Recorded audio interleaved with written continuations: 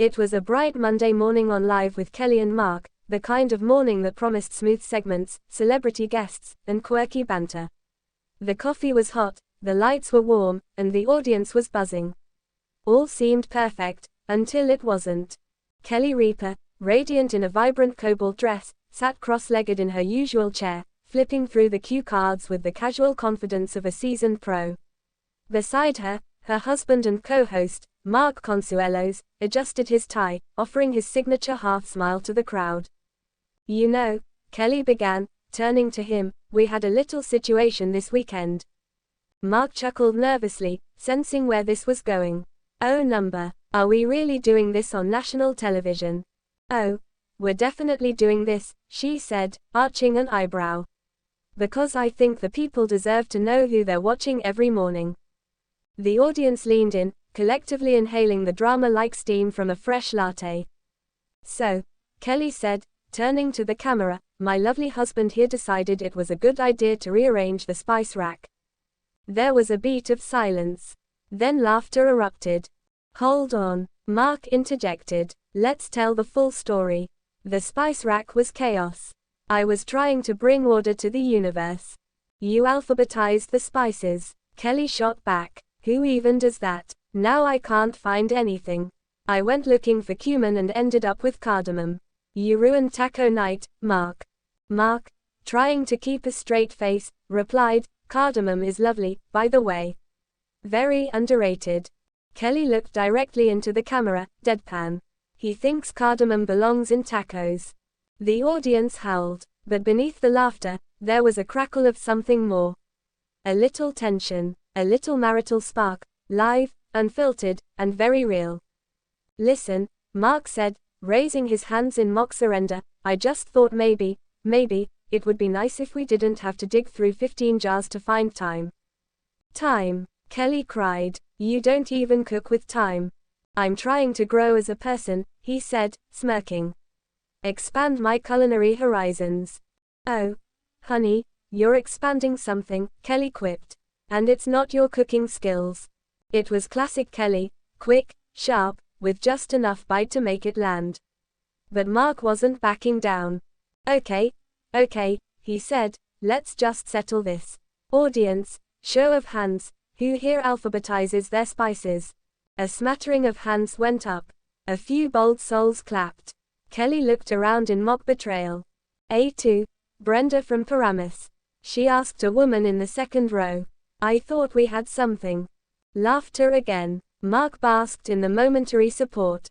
"And that's not all," Kelly continued, not letting it go. "He also reorganized the living room.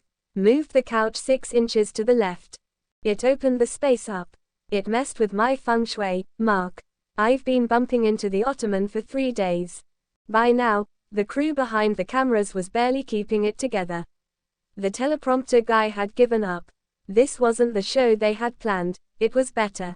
This was real, not the glossy, perfect couple with photo-ready smiles and practiced anecdotes, but the messy, snarky, deeply human duo who had been together long enough to fight about spice racks and furniture placement. And to do it in front of millions. The segment producer, frantically checking the rundown, whispered into the earpiece, "We're supposed to go to commercial in 30 seconds. Should I cut it?" The director shook his head. "No way, let em go." Back on air, Kelly leaned toward her husband with exaggerated seriousness. "Here's the thing, Mark. When we got married, there was an unspoken agreement. That you'd always win arguments. That you'd never touch the spice rack. I must have missed that clause. It was in the fine print. Right after, in sickness and in health, and just before, till death do us part." Mark sighed, dramatically. "Then I guess I've broken the sacred covenant. You've shattered the foundation of our domestic tranquility," Kelly said, placing a hand over her heart. The audience was eating it up. Finally, the moment came. Kelly broke into a smile. "I'm kidding, mostly." Mark grinned, reached over, and squeezed her hand. "I love you, spice rack chaos and all.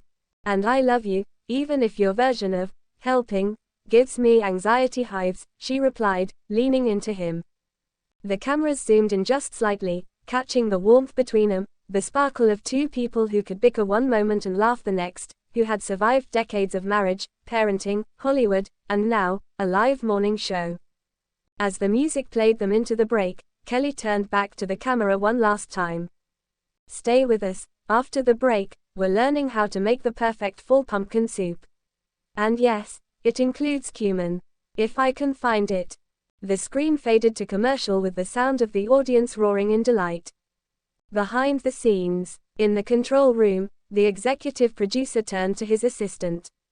Make a note. More unscripted segments. Let them fight about laundry next week. Back at home, that night, after the kids were asleep and the lights in the house dimmed, Kelly stood in the kitchen, staring at the spice rack. It was annoyingly neat, everything alphabetized, perfectly labeled, symmetrically aligned. She hated how much she didn't hate it. Mark walked in, 2 mugs of tea in hand. He passed her one silently. She took it, sipped, then looked at him. You still messed with my system. I know, he said. But I'd do it again. Kelly rolled her eyes, but a small smile betrayed her.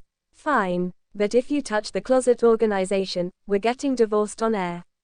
Deal. They clinked mugs, the spice rack gleaming behind them, a symbol not of chaos, but of compromise. And tomorrow, they'd bicker again. Probably about throw pillows. But tonight, all was well in the land of live TV love.